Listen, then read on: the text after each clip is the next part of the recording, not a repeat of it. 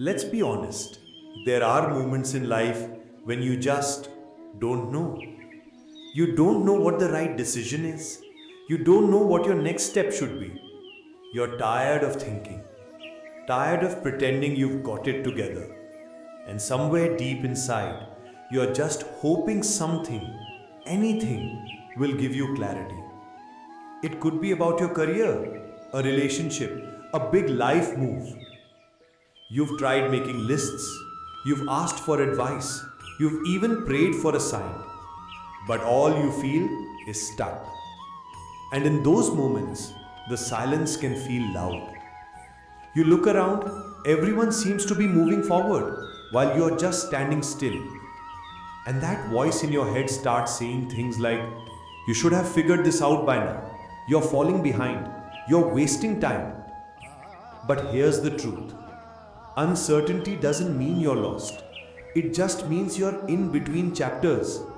And sometimes the next chapter doesn't reveal itself until you slow down long enough to actually listen. You don't need to rush to the answer. You don't need to pressure yourself into knowing. You just need to be honest with yourself. What actually feels right? Not what's impressive, not what's expected, but what feels aligned. Even if it's scary, even if no one else understands. And this is where Krishna's wisdom becomes real.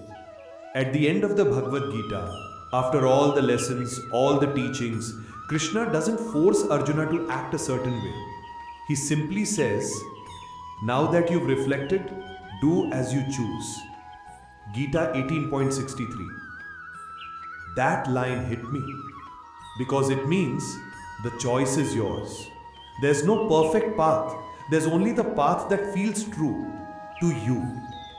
So if you don't know what to do next, start small.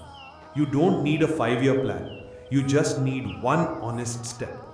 A phone call you've been avoiding, a decision you've been delaying, a truth you've been denying. You don't need to know the whole path.